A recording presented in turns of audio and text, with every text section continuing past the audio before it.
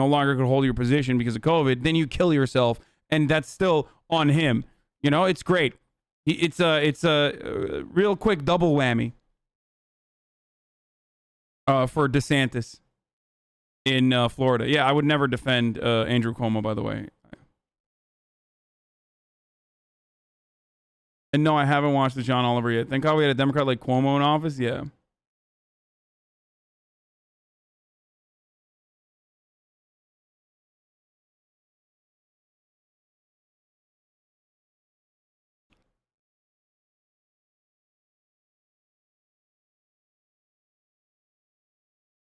I got a notification today that my unemployment will be ending soon. I haven't been paid a single claim. I filed it. Dealing with Oklahoma is basically Florida, right? Yeah, if you're in a southern state, it's like GG's in a lot of ways.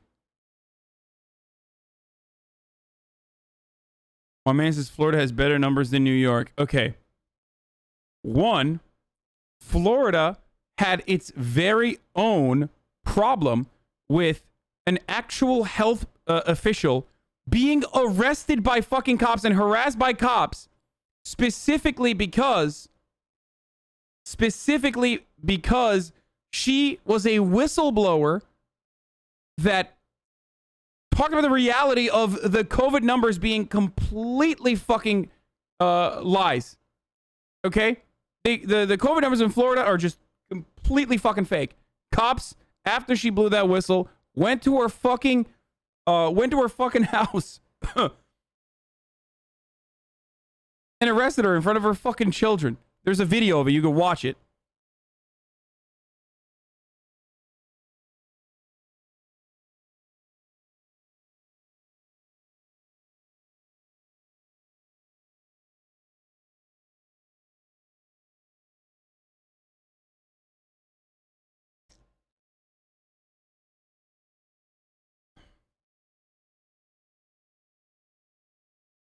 They also drew their guns in their children. Yeah. Did you hear the Gorilla Glue girl might be suing Gorilla Glue? Ignore that chatter. As a Floridian, we are getting wrecked right now. 1 out of 4 people that I have have it. Wait, what? Yeah, here it is. Rebecca Jones is the person, and the police raided her fucking home because she's a COVID-19 data scientist who blew Remember Rebecca Jones? Blew the whistle on wait, what? Data scientist? What's up with this fucking stuttering video? Blew the whistle on Florida COVID numbers being completely fucking fake.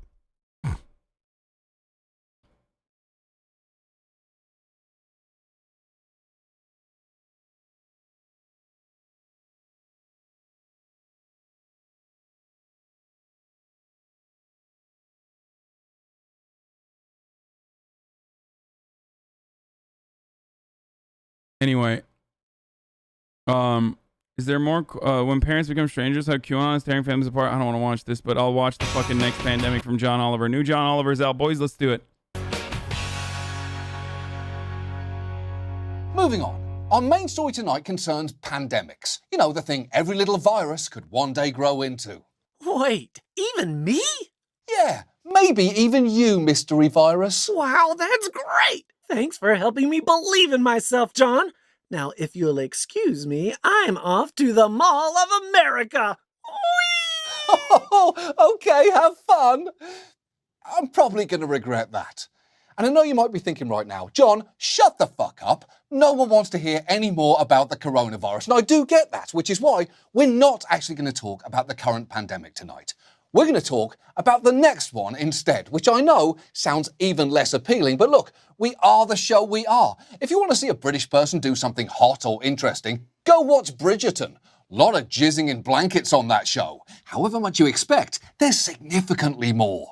But now might also be the most important time to talk about this because scientists attempted to warn us about the next pandemic long before the current one hit, and we didn't really listen. In fact, 17 years ago, just after the SARS epidemic was contained, a leading scientist was on 60 Minutes sounding a chilling warning. What worries me the most is that we're going to miss the next emerging disease, that we're going to suddenly find a SARS virus that moves from one part of the planet to another, wiping out people as it moves along. Something more lethal than SARS is what worries you. That's something to be keeping you awake at night. Yeah, It is, because that is a hauntingly spot-on prediction there. I kind of wanted him to continue.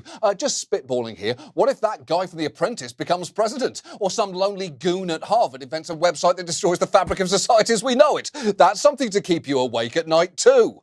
Look, I know this current coronavirus might feel like a once-in-a-lifetime nightmare, but it's actually part of a global trend, because the total number of infectious disease outbreaks has increased significantly since 1980. We've seen outbreaks like SARS in 2003, H1N1 in 2009, a series of Ebola outbreaks, most notably in 2014, MERS in 2015, Zika that same year, and of course, the current virus that we're all enduring, which is the main reason why I'm currently speaking to you, completely alone from what looks like the Pillsbury Doughboys' arse crack. And the truth is, if we're not very careful, the next pandemic could well be even worse. There are viruses currently circulating in wildlife. They essentially kill 60 to 70% of the people they infect.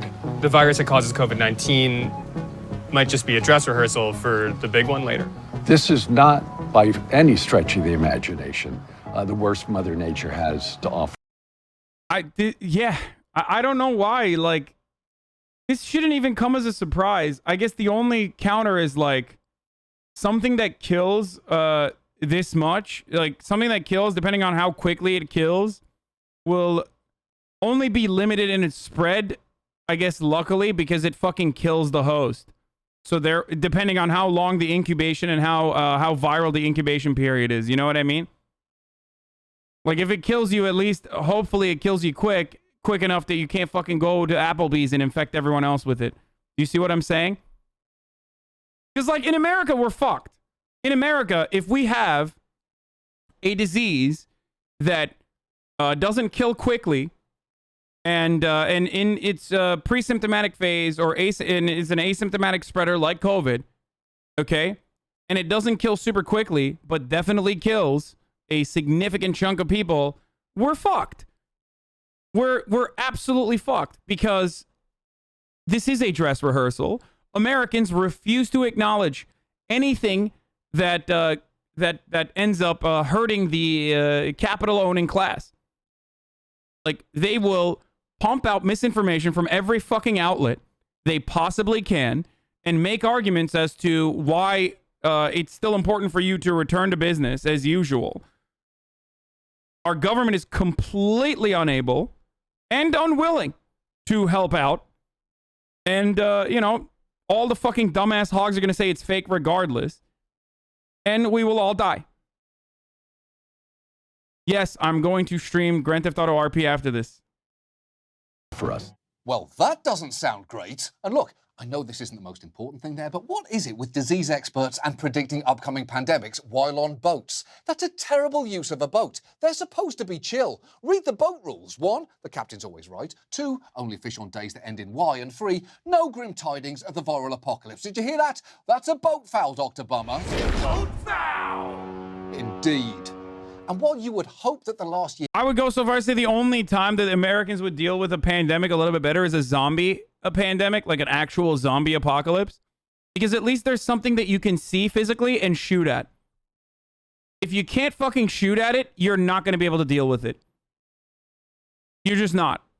As long as, like, there's something you can use your guns on, in which case America might be able to deal with it better than, like, other countries. Surprisingly. But every other fucking plague and pandemic beyond, like, a zombie one where you kill people, you're fucked. You're fucked because I don't see it. And if I can't see it, it means it's not real. It's like the monsters under my bed. They're not real.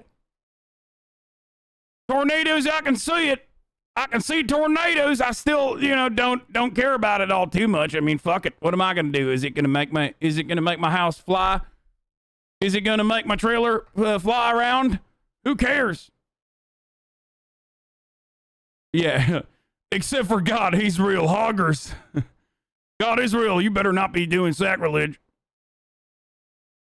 Year would have been a wake-up call to everyone. Those who study pandemics are skeptical that we've learned nearly enough. I think what I've seen in history of looking at these pathogens over time is that we usually go right back to business as usual. As soon as the thing ends, as soon as we have a drug, as soon as we have a vaccine, as soon as we can kind of ghettoize these diseases into marginalized populations, we don't really do the fundamental social change that we could do.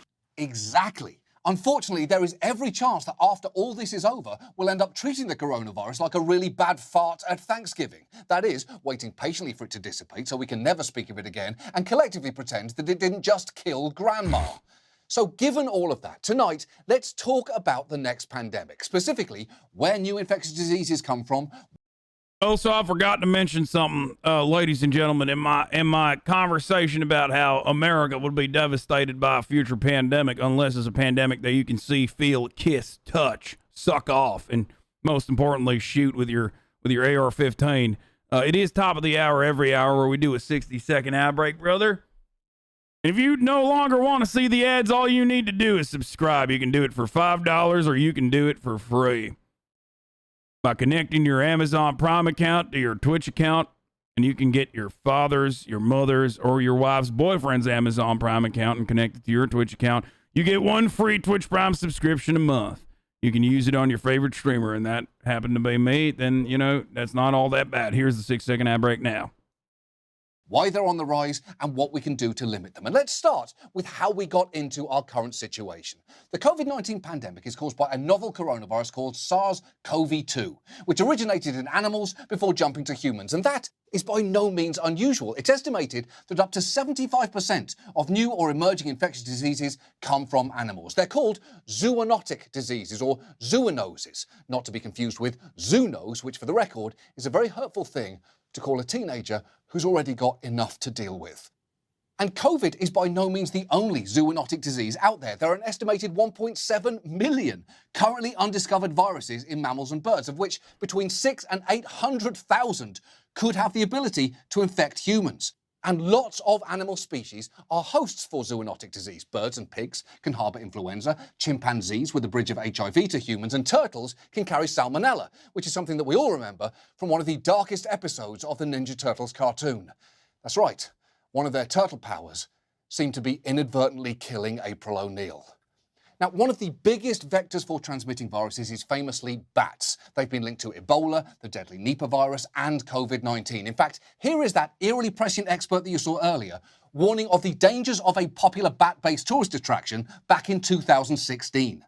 The bats here in this cave are the same bats that carry SARS virus. When they're up there, they urinate and defecate right on top of the tourists that are walking through. And all you've got to do is be that one person to breathe in at the wrong time, and suddenly you've been infected with a virus that is not only potentially lethal to people, it could cause a future pandemic.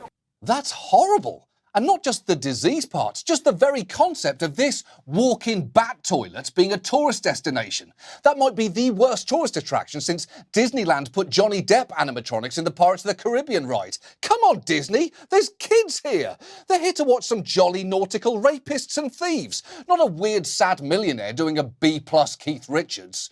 Now, there are reasons that bats are such good hosts for disease. They can fly, so they can cover large distances. They've developed specialized immune systems that don't overreact to infections, which keeps them from falling ill, and they are insanely plentiful. Nearly a quarter of the world's mammal species are bats. And if you're thinking, well, that's great, then there's an easy fix here. Let's simply kill all bats. That's actually not a great idea for multiple reasons. Not only are they crucial elements of... What do you mean, brother? You lost me.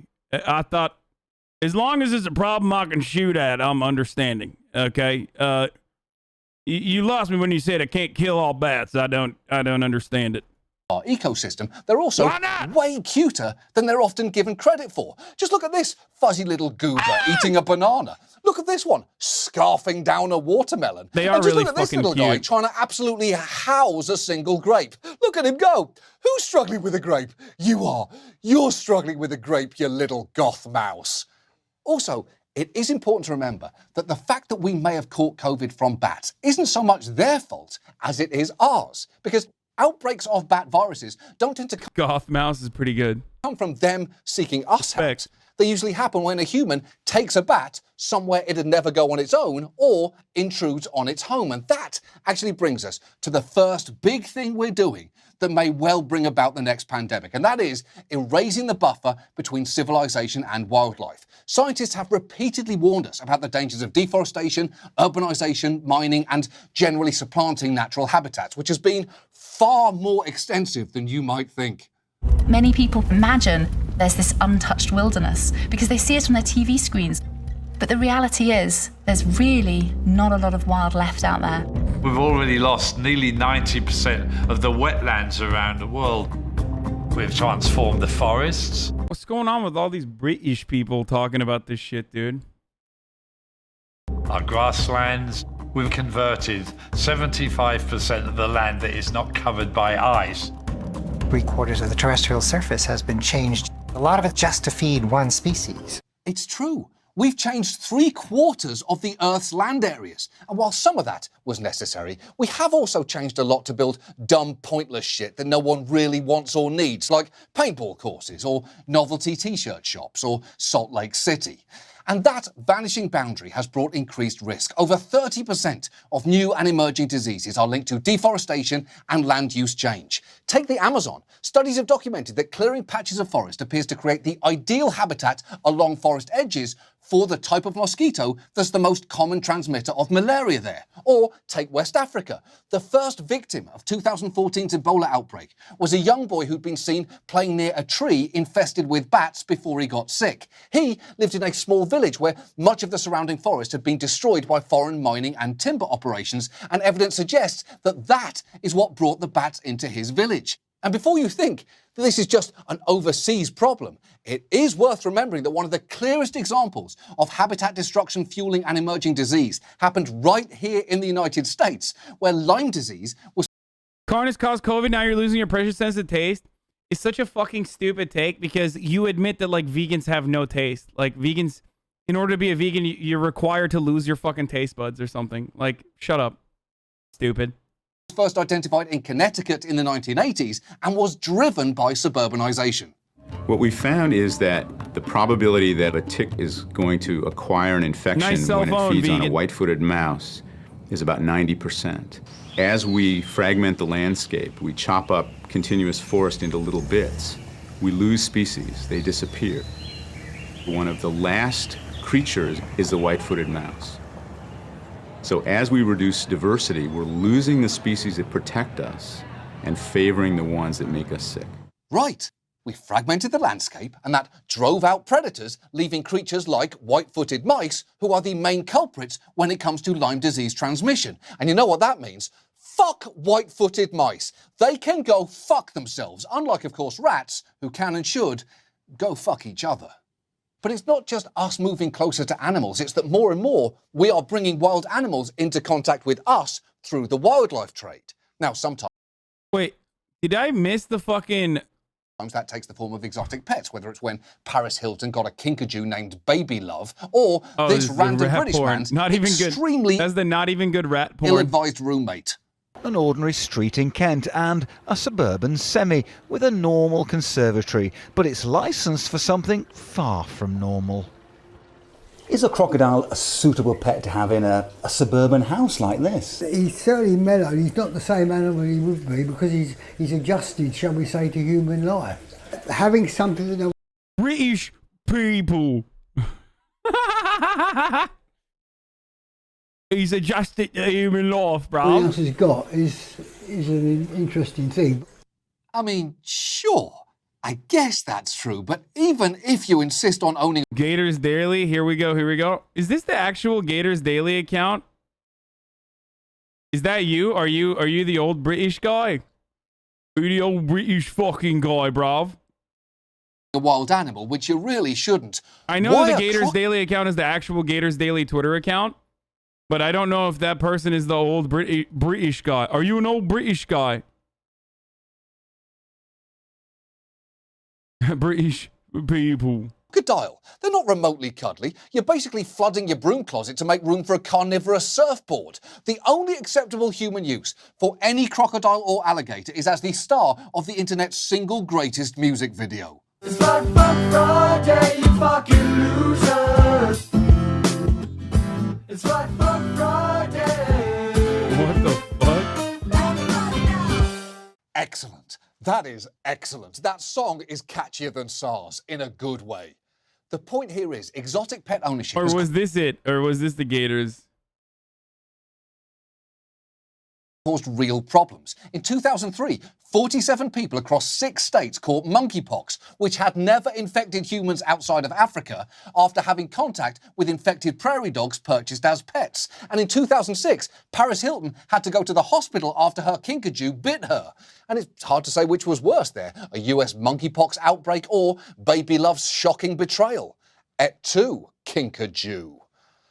But perhaps the most famous way wild animals can spread disease to humans is when they're sold for consumption. And the phrase you're probably already thinking of right now is wet markets, like the one in Wuhan, which may well have been the breakout site of COVID-19. And you should know here, the term wet market is used incredibly broadly and often incorrectly. Many wet markets are essentially just places where fresh meat, seafood and produce are sold, not unlike a farmer's market. And they can be key sources of fresh, affordable food around the world, especially in developing areas where there isn't, you know, a Trader Joe's 3 blocks away. However, some of those markets do sell wildlife like bats and snakes, and conditions in some of those wildlife markets can be ideal for disease transmission. So here in cages right next to each other, we've got adult raccoons next to capybara, which is from South America. It's from North America. Cages right next to each other. This is the biggest rodent in the world. And the fucking cutest. Top of here, I think. It's another capybara. What do you mean? Marmosets on top of the capybara. What we just saw here is it's like a biological warfare lab. Any one animal can transmit a pathogen to another. Somebody buys it, handles it, takes it home as a pet, or eats it. Wait, people eat capybaras? What the fuck? I don't want to hear from vegans right now. They're going to be like, you eat chickens, they're cute too. Like, no, chickens can get this, dude. Chickens can catch these fucking hands. They got so much attitude. Capybara, on the other hand, is cute as fuck. Boom. We have another pandemic. Right. When wild animals from different parts of the world are held in close proximity with weakened immune systems due to stress, pathogens can easily jump from one species to another and potentially to humans, which should, at the very least, make you seriously rethink your island. Someone said chickens can catch my mouth. Exactly. That's what I'm talking about. You honestly still think it's a good idea to live in close proximity with a raccoon, an owl, a gorilla, a tiger, a sheep, a koala, an octopus, a hamster, a penguin, a rhino, and a chicken named Goose, all of whom traveled there from different parts of the world? That's not an island paradise. It's a disease Chernobyl waiting to happen. Shut that shit down. And listen, I know it doesn't sound great whenever someone, particularly with this accent, starts tut-tutting about how people in other countries feed themselves and make a living. And, for what it's worth, before we go tell everyone else what to do, we might want to acknowledge that our track record on mixing animals isn't great either. One expert that we spoke to said a major concern of theirs is state fairs, which does kind of make sense. State and agricultural fairs have been linked to... Can't take my state fairs out of the equation, my friend. Oh, these fucking bi-coastal elitists. And by the way, nothing is more bi-coastal nor elitist than the Brits. Telling me you gotta take my state fair away? How else am I gonna show my prized possession? My pig that I've grown, my hog that I've grown, that I care more about than my son, without the fucking state fair. Multiple disease outbreaks, with one in 2012 that infected over 300 people, mostly children, across 10 states. That probably explains why fairgoers have been repeatedly warned, no kissing pigs. And look, it's easy to think, come on. You're taking away my constitutionally protected right, brother? Are you fucking kidding me? What's next? Are you gonna ban funnel cakes too? Fried Oreos? Come and take it, you fucking... Come and take it, you monarch bitch. I'll fucking fight you. I fought you with my AR-15. Come on, I'd never kiss a pig, but are you really sure about that? What about this one? Now you're not so sure, are you? What about this one right here? Now you're even more confused. How about this pig? Exactly, I thought so. Well, I've got great news. This hot little pork chop's been watching you across the bar all night. It's down for some stuff. And America is actually... Okay, dude, he's like really into fucking animals, I think. It's... At first I thought it was a meme, and now I legitimately believe that he just like wants to fuck animals. It's very weird. It's very, very weird. Dude, dial it back a little bit, okay? Hey, guy, dial it back like fucking 7 degrees. Actually, ground zero for another dangerous practice here, factory farming. It's something that started here, but has since skyrocketed around the world to the point that factory farms now supply more than 90% of meat globally and 99% of meat domestically. In factory farms, livestock are bred and confined in ways that can enable viruses to spread among them much more easily. If you have several thousand hogs packed in together and they're all genetically largely the same, then it selects for the most virulent pathogens that are possible. And so in the course of industrializing livestock production, we are also industrializing the pathogens that circulate among them. Exactly. I know it's hard to believe, but the cold mechanized factories that cram animals together before stamping their flesh into plastic meat molds and ejecting the outcome into supermarket freezer sections across the nation might be doing something bad. And when you put all of this together, it does begin to seem like we're actively trying to start pandemics. Which brings us to the obvious question, how do we stop doing that? Well, the most effective way would be to close down all wildlife markets, ban factory farming, stop eating meat altogether, halt deforestation, shut down all state fairs, and definitely take away Paris Hilton's kinkajou. But over my dead body, motherfucker. Obviously, none of those are going to happen. For one thing, we know that kinkajou bites. But also, draconian measures are just not going to work here. For instance, if you abolish wildlife markets, that could cause food scarcity and would likely just lead to an explosion in black market trade of wild animals. The reason we know that is that's reportedly exactly what happened when China attempted just such a ban in 2003 in response to SARS. By the way, I low-key totally disagree with this. As much as I shit on vegans, I think the only way to actually enforce any sort of climate change preventing measure in the form of scaling back meat production will literally revolve around not the free market itself, but absolutely through authoritarian measures. Which is not to say that we shouldn't try to reduce harmful practices, because we clearly should. Many experts argue for what's called a One Health perspective, where we recognize that the health of humans, animals, and our environment are all interconnected and take that into account when making decisions on everything from environmental regulations to urban planning. And there are going to need to be lots of smaller solutions here too, which will look different everywhere because, crucially, everywhere is different. Take Thailand. They've had some real success in preventing outbreaks there by providing farmers with a phone app to flag any problems that they see. It's similar to Chrome and Instagram without any filters that help the volunteers in the village to submit abnormal health events in real time. You couldn't train everyone to be a health expert, but you can train everyone to be eyes and ears. That's very clever.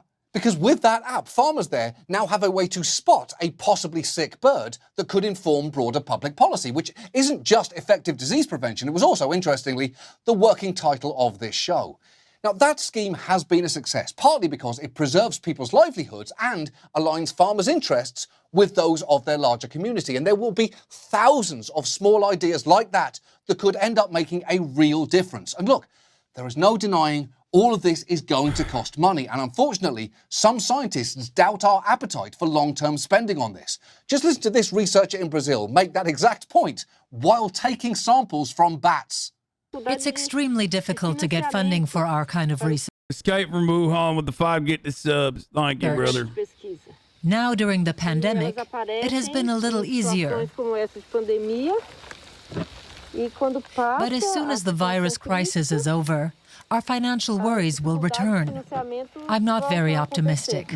Yeah, that's not great, is it? Because I'm not very optimistic isn't really what you want to hear from someone scraping germs out of a bat. That's a woman who literally knows her shit, so we need to spend however much is necessary to change her answer there.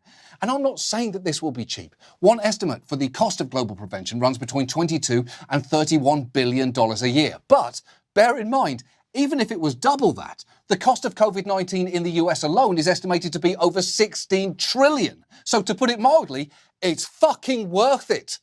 And I know right now that might seem obvious. The problem is, as we come out the other side of this pandemic, there is a real danger that we're going to start to get complacent. So for the good of future generations, and in all likelihood, us in a few years' time, we really need to remember the way we feel right now and invest accordingly. Because the truth is... Dude, yeah, okay, bro. What do you mean, the way we feel? Americans aren't even united on how they should feel about dealing with COVID, let alone preventative measures, dog. It's not happening. I would go so far as to say the Western world in its entirety has dealt with this in a really horrible way. And that even includes fucking Canada and shit like that too, in comparison to other parts of the planet. Okay?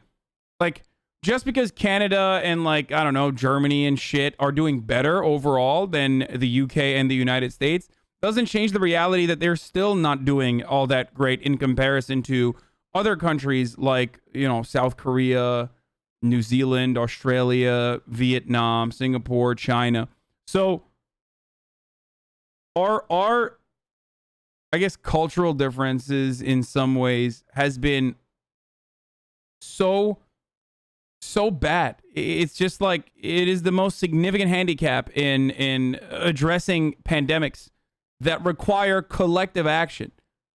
We are just like, nope, not happening. Doesn't matter. I don't care. I need more freedom. Get the fuck out of here. I need more freedom, baby. Canadian politicians or wannabe American politicians, no surprise, it's a disaster up here. No matter what you do, we will not respond to this with the collective action that we need to engage in.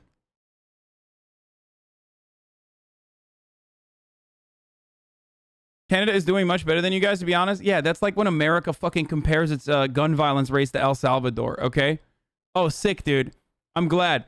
The moment you compare yourself to the United States of America on, like, dealing with a fucking deadly pandemic, that's the moment you've lost, okay? I'm sorry. You've literally fucking lost. Oh, well, shut up. We're doing better than Brazil. Oh, okay. Oh, he said not much better? Never mind. I'm sorry. Okay. I thought you were literally flexing to be like, Canada's doing much better than the United States.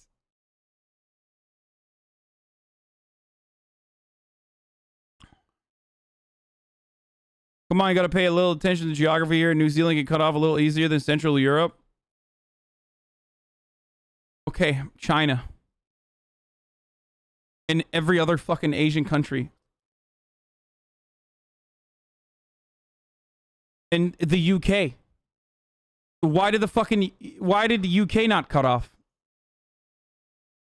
Like, if you're making the argument that, like, the penal colony of the British was able to deal with it because of their island status, why the fuck did the main empire not do so well? As a matter of fact, is one of the worst countries for COVID.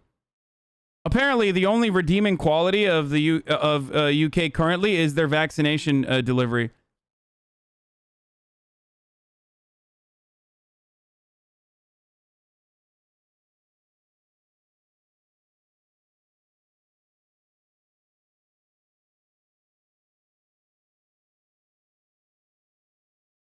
Let's all make a group chat and move to New Zealand in cool little apartments and shit. We can give each other nicknames like Frodo, Peepo, Pog. Thumbs up. Pog, dude. Sounds great.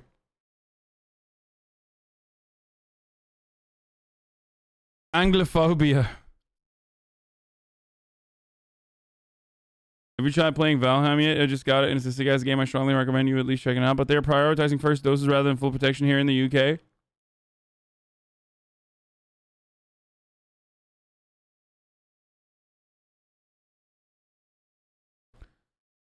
UK is doing literally worse per capita than everyone else. Yes, the only part of the entire COVID recovery and relief that the UK is doing apparently decently at is a vaccine delivery.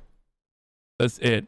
But beyond vaccine delivery, I think they've vaccinated 15 million people.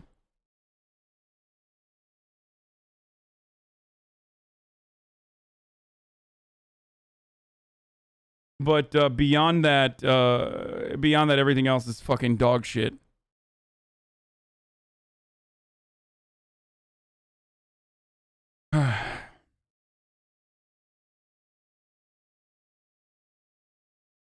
First dose, though, people have to wait months for their second dose. It's because it only takes 8 hours to drive across all the UK. The vaccine rollout in the UK is going pretty well because of the NHS. All other aspects of the pandemic has been delegated to private firms, and Friends of Bose and Co. and they shat the bed.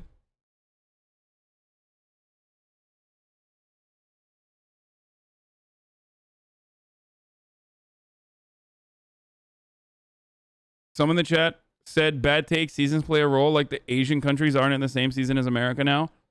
Yeah, Australia famously doesn't have seasons, which is precisely why it didn't deal with it in the same way. Yeah, most people don't know this, but like every country that did a lot better with their COVID recovery and epidemic, with their pandemic spread prevention, did better because they famously don't have seasons. Yeah. And also a fucking state that literally doesn't have seasons, by the way, like California, a state that only has one fucking season, summer, all year round, is notoriously worse off than nearly every other fucking place on the planet.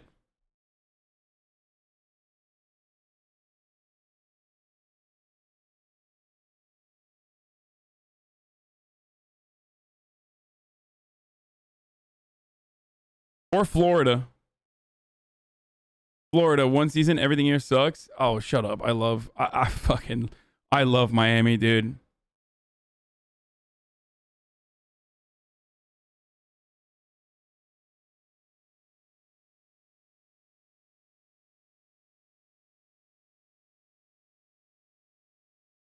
There's a big investigation in England right now for Dominic Cummings, a senior advisor who gave contracts to friends. Oh, bruv. It's because I had to fucking work with my friends, bruv.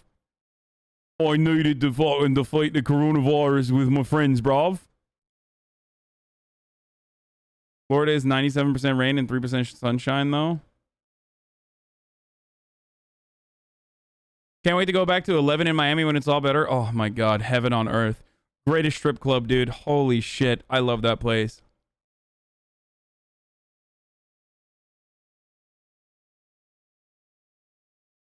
Yeah.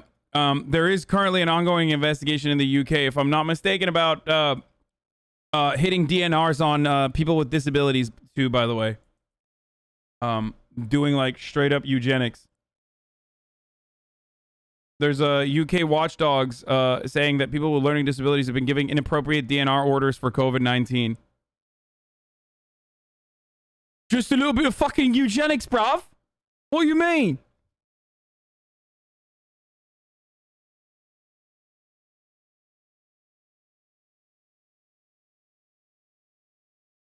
What? Appointees from the hawkish think tank would indicate the potential for renewed tensions with North Korea as well as war with China. Biden is adopting a militaristic approach to the Far East. Nice, dude. Hell yeah, Pog.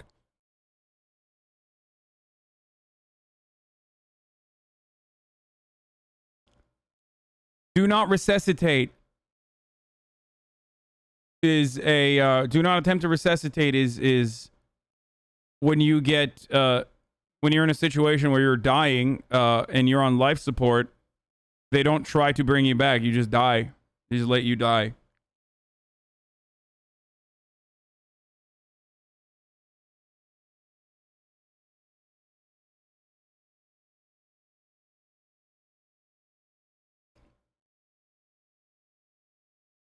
Countries like the UK and Denmark have been vaccinating as many people as they can with the first shot, while most other EU countries like Belgium have been keeping thousands in stock in case of delivery delays. And same with the United States, by the way.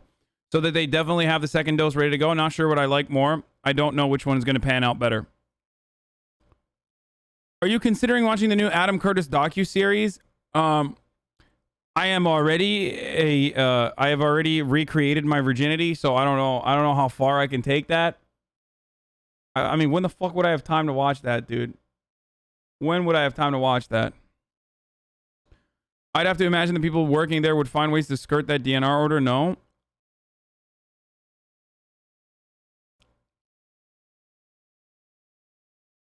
People use identity first language when talking about disabled people. What?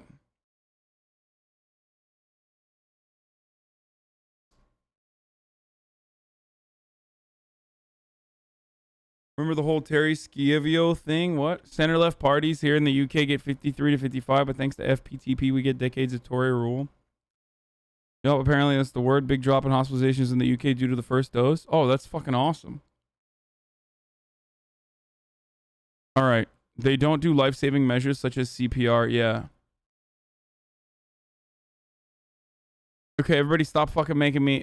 stop suggesting movies to watch. You never know where the next pandemic is going to come from. Hey, y'all, remember me? I'm back! I have to pee I'm gonna so do bad what right the now. coronavirus couldn't. I'm gonna kill Tom Hanks. Well, please don't do that, virus. Rita Wilson, too. They're gonna call me Oliver's Plague. I really don't want... Rather than saying disabled person, you should say person with disability. That's what you got out of that entire conversation? That's what you got out of that entire conversation? We are talking about fucking people with disabilities getting hit with DNRs, and you're fucking hyper-focusing on that conversation as, sweaty. You shouldn't say disabled person. You should say people with disabilities.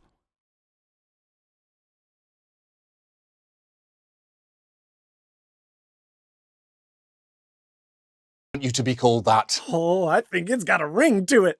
I absolutely don't. The point is, we have got to remember this feeling. It's our only hope. That's our show. Thank you so much for watching. We'll see you next week. Good night. Oh, you literally asked? Oh, that's what the fuck that is? Lots of disabled people first language? Oh, that's what that was? That's what people first language is? I didn't even fucking know what that was.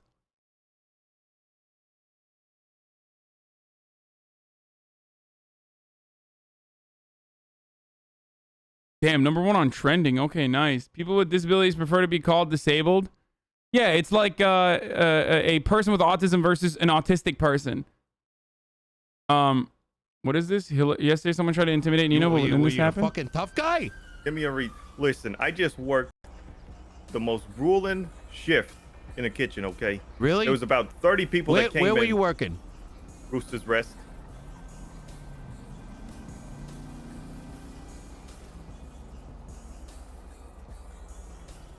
You know the place? Yeah, I'm the CFO there. Oh, shit. I'm the one who cuts your fucking paychecks. Hey, listen. I think we could forget about this. You know, I make a mean ramen, some tea. Maybe we get a couple of smokes. We laugh it off. All right. Yeah, we can do that. How about that? Mm-hmm. Man, I don't know what I was doing. Going through the I've been like sober 3 months now. I've never seen you watch John Oliver, and I usually watch him too. So, I get the fixation can be annoying, but it's pretty dismissive to say I'm talking about something important right now. Why are you trying to focus on my tone? Yeah, it is dismissive. I am dismissing you.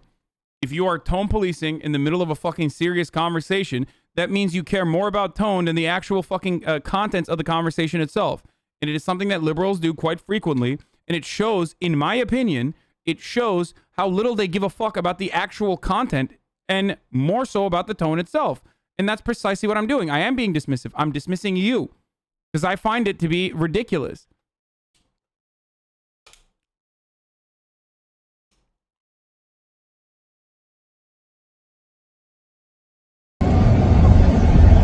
Returns to Mar-a-Lago this afternoon. What did they shoot this with, dude? How did they fucking shoot this? I've never seen a video so wide and so... What? How did they shoot this video? Someone needs to describe this to me.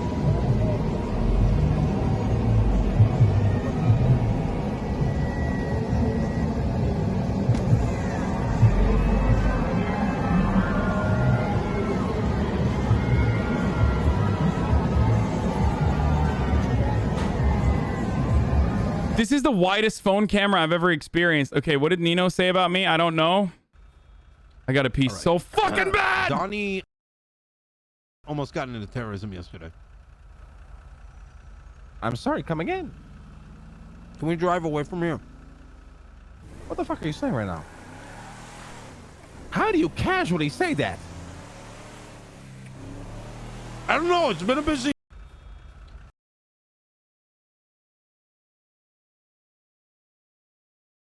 Yeah, Donnie Silverhand almost happened. That's for real. Tony's British impersonation is too good. They need a wide-angle lens for all that dumpy. They shot it with a fucking red dragon or something. He had more kind words for you. Okay, I gotta pee while this plays. Hassan fan, Hold on. RP is new to him and he really enjoys it. The interactions with you and the nerds is the best content I've ever watched. Hassan chat gets really doesn't play that RP perfectly, but a shout and pump. Dude, Hassan is doing a fantastic job with RP. I think he's a natural, and I think he's got most of it down pat.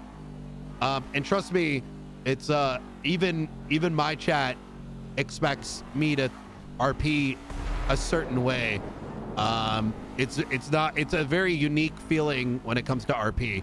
Like, chats want certain things to happen, and if they don't get it, and it's not really chats, it's always just a percentage of the viewer base, you know what I mean? You eventually kind of get used to it, ignoring the voices, I guess. But you know, only with a 333. Hassan fan, RP is new to him and he really enjoys it. The interactions with you and the nerds is the best content I've ever watched. Hassan chat gets really doesn't play that RP perfectly, but a shout and pump. Dude, Hassan is doing a fantastic job with RP. I think he's a natural, and I think he's got most of it down pat. And trust me, it's even my chat expects me to RP a certain way. It's a very unique feeling when it comes to RP. Like, chats want certain things to happen, and if they don't get it, and it's not really chats, it's always just a percentage of the viewer base, you know what I mean? You eventually kind of get used to it. How the fuck did he get such a nice car? Ignoring the voices, I guess. But missed the RP yesterday because I couldn't stop rewatching this clip. See what's going on in LSF.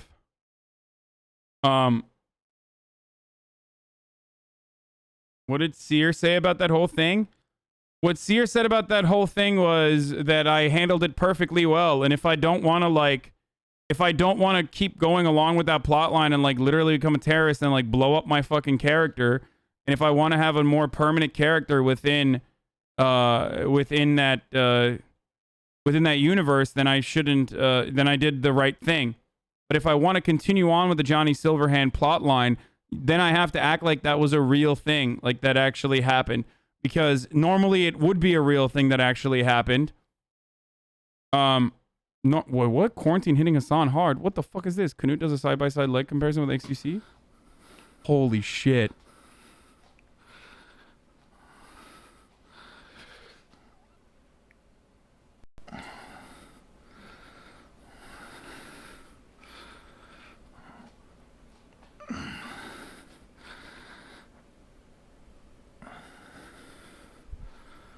Bro, XQC's 2 legs is not worth 1 Canute leg. That's nuts.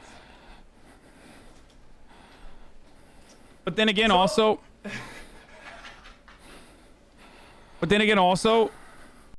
I mean, this motherfucker, just to like operate this dude, he's wasting so much more energy.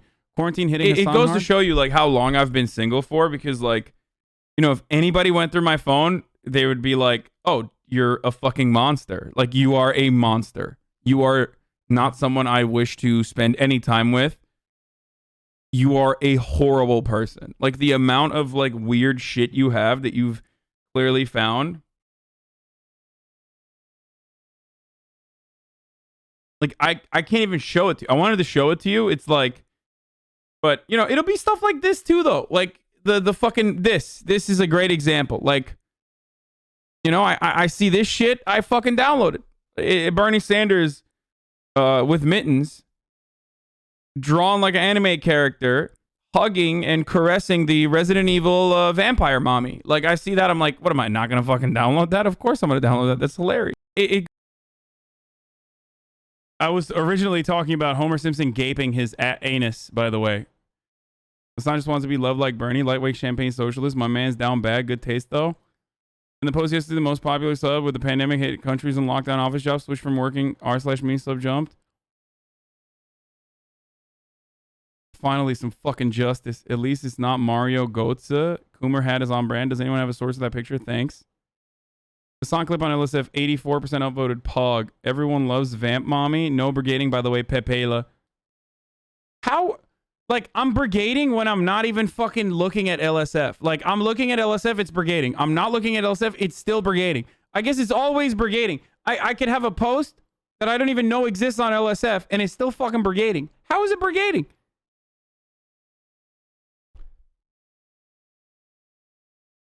Never said that. What I'm saying is that every Hassan clip gets posted, even the ones on the front page, have a significant amount of downvotes from when it gets first posted. Yeah, most people who aren't Clout Sharks really dislike Clout Sharks. Yep, there it is. The weird Destiny talking point about Hassan. It's the same guy every time. How are you a Clout Shark if you're literally one of the biggest Twitch streamers, lol?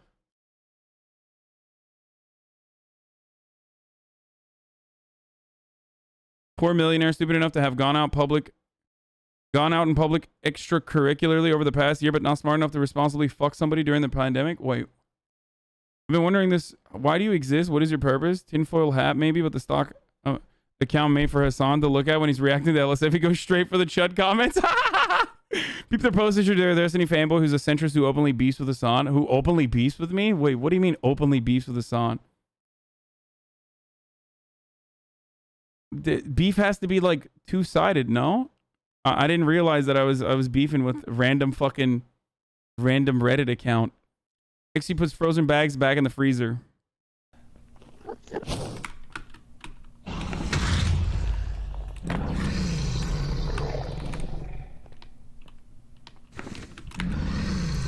Oh man, he's doing it. He's doing it, dude. The 112. The 112.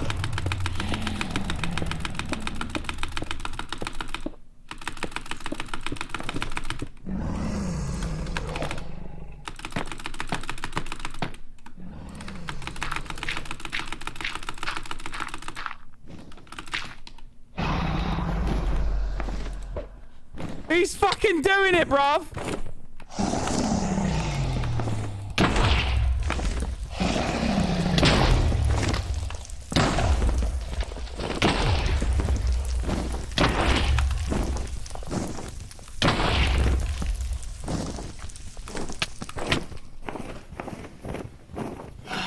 What was he trying to beat? Dude, that's how you know motherfuckers is serious now. He's doing like the real, he's doing what real speedrunners do with like different time. Has he always had the different time stamps to make sure that he has like splits? Yeah, whatever it's called. Oh, he always had the splits? Oh, never mind. Doing splits in Minecraft? I don't remember him having splits on screen in all the older ones, but maybe. The previous WR holder doesn't use splits. Yeah, both Forsen and XQC have had splits for a while. High-level Minecraft runners don't use splits because the time varies too much. Yeah. He was 7 minutes quicker than personal best. That's his old record on the splits chart, but he's trying to beat Forsen's record as 27:51. He almost had it.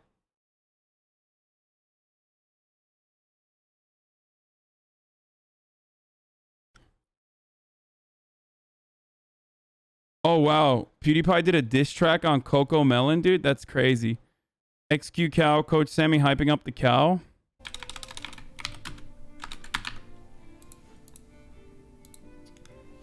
See, early game, you don't do that. That's a big mistake. That's terrible. See what I did there?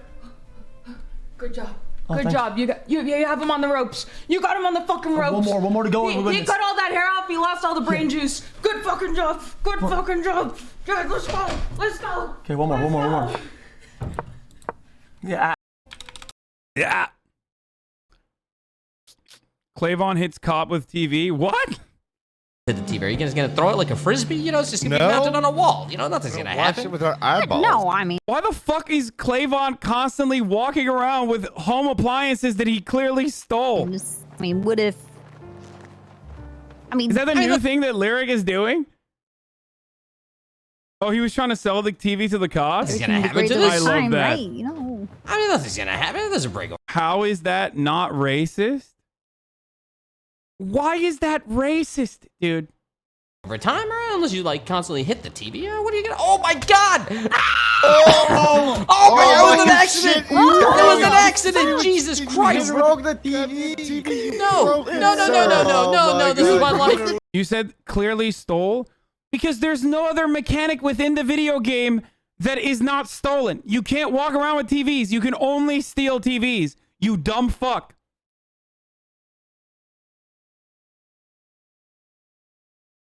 There is no mechanic in which you find a television, you go to the store and buy one, and then you walk around with it. The only way that you can have a TV in your hand is if you went into a home illegally, did breaking and entering, and stole the television. Okay? This is my life. This is my life. Is it broken? Is it broken? No. I'm so sorry. No, you can't fucking steal it from your own home. Your TV, you don't have a... That's Power Gaming 101, what you just explained. Yes, I know they can't meta the mechanics.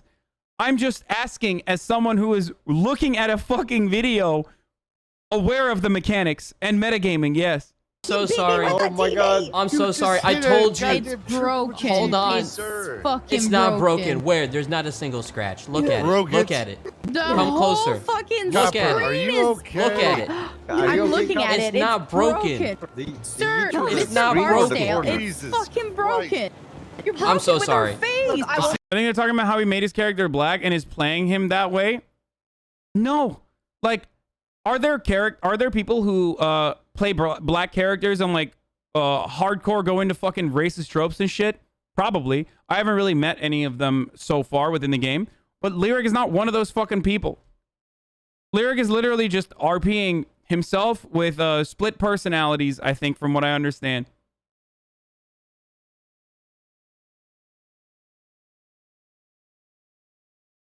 To the TV. Are you just gonna throw it? Cool explanation.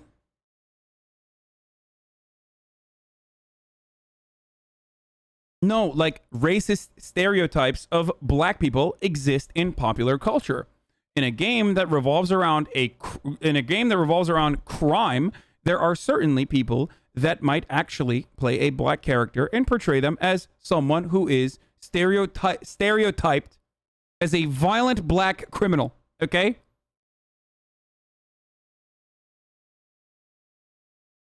That is not what Lyric is doing.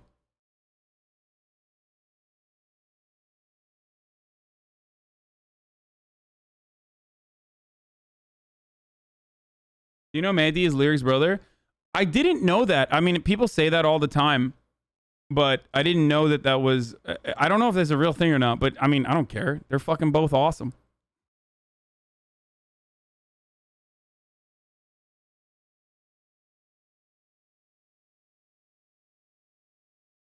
So it's okay when your friends do it, it's okay, but when Justin Trudeau does it, it's wrong? Playing a black character that doesn't revolve around the character actually being black is not the same thing as doing blackface, dude. What the fuck are you talking about? Oh, I'm sorry. Like, there are racist tropes. And then there are... Yeah, I know that was a joke. There are racist tropes. And then there is, like, people role-playing a character that happens to be black. And if you're not doing racist tropes, the way I see it, it's like a fucking cartoon. And my position on this is consistent in the cartoon side of things as well. Like, for example... The only positive thing about Big Mouth changing their one black character to be voiced by an actual black actress is that there's another black voice actress that got a job. But beyond that, it is, from my point of view, and you might disagree with my point of view, but beyond that, it's as long as it's not a fucking insanely offensive minstrel show or insanely offensive fucking racist tropes. From that point of view, it's fucking you're doing something that is completely normal. Are you speculating? No.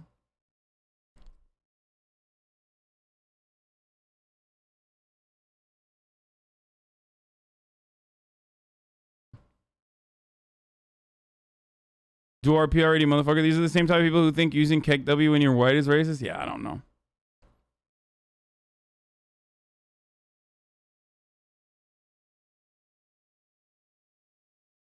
At Logic, we should cancel all the people that use LeBron James on NBA 2K because he's black and most gamers aren't black. I'm sorry, but you can't be real. This is literally digital blackface. I thought you were a progressive dude. LMAO, imagine thinking this is a real message. Oh, fuck you, dude. Oh, you son of a bitch. Fuck you.